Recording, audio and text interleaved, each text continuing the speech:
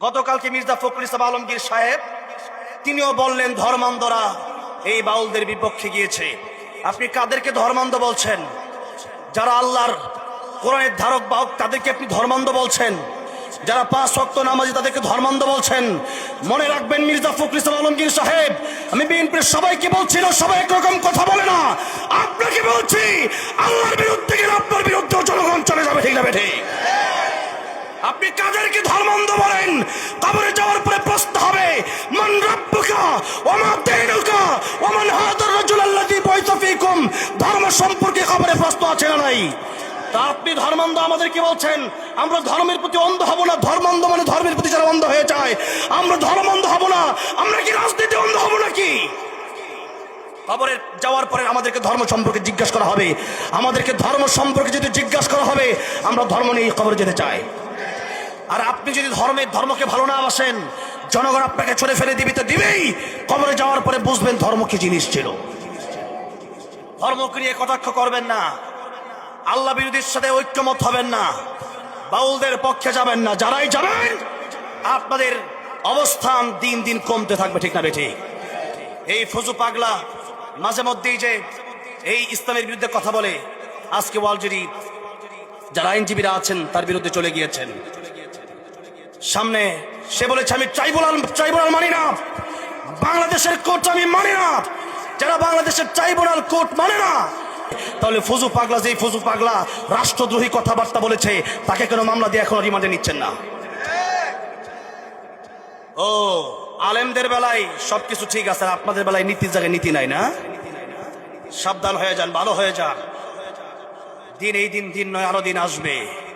এই দিন নিয়ে যাবে সেই দিনের কাছে। অহংকার করবেন না, দাম্ভিকতা দেখাবেন না। এই অহংকার হাসিনা করেছিল। আজকে যেই হাসিনা আল্লামা সাঈদীর বিরুদ্ধে ফাঁসির রায় দিয়েছিল, সেই ফাঁসির দড়ি আজকে হাসিনার বিরুদ্ধে চলে গেছে। আলেমদের বিরুদ্ধে কথা বলার দুঃসাহস করবেন না। ইসলামের বিরুদ্ধে কথা বলার দুঃসাহস করবেন না। যেই রশিয়ার যে জেল আলেমদেরকে দিবেন, সেই জেল আপনাদের কাছে একদিন চলে যাবে, আপনাদের বিপক্ষে চলে যাবে সেই ট্রাইব্যুনাল। এই জন্য শিক্ষা গ্রহণ করেন।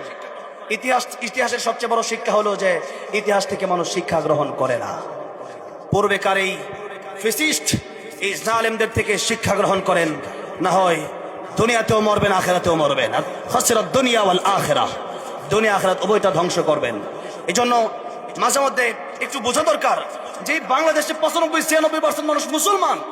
এই দেশের ভিতরে কিভাবে এমন কথা মানুষ বলতে পারে যে আল্লাহকে মানি না, হ্যাঁ আল্লাহকে মুনাফিক বলে গালি দেয়, এরপরে দেখা গেছে ধর্মান্ধ বলে, এই সমস্ত কথা শরীয়ত মানি না, এই সমস্ত কথাবার্তা বলে আমাদেরকে যখন গালি দেওয়া হয়, মৌলবাদী জঙ্গিবাদী বলে গালি দেওয়া হয়। হ্যাঁ, সত্যের পক্ষে গান গাই বলে আমি মৌলবাদী, সত্যের পথে ডাকি বলে আমি জঙ্গিবাদী, ঠিক না ঠিক? সত্যের পক্ষে গান গাই বলে আমি বিপ্লবী, সত্যের পথে ডাকি রোহিত, কোরআনের পক্ষে কথা বলি তাই বলে আমাকে মৌলবাদী, জিহাদের পক্ষে কথা বলি তাই বলে আমাকে জঙ্গিবাদী। বিদ্রোহী বিপ্লবী মৌলবাদী কেন জঙ্গিবাদী? বিদ্রোহী বিপ্লবী মৌলবাদী কেন জঙ্গিবাদী, ঠিক না ঠিক? আরে জন্মের পরে কানে ওজন কি দেয়নি, তুমি মৌলবাদী ছাড়া হনি। আবার মরণের পরে জানাজা পড়াবে, মরণের পরে জানাজা পড়াবে, তখন কোথায় পালিয়ে যাবি? বিদ্রোহী বিপ্লবী মৌলবাদী কেন জঙ্গিবাদী? বিদ্রোহী বিপ্লবী মৌলবাদী কেন জঙ্গিবাদী, ঠিক না বেঠে?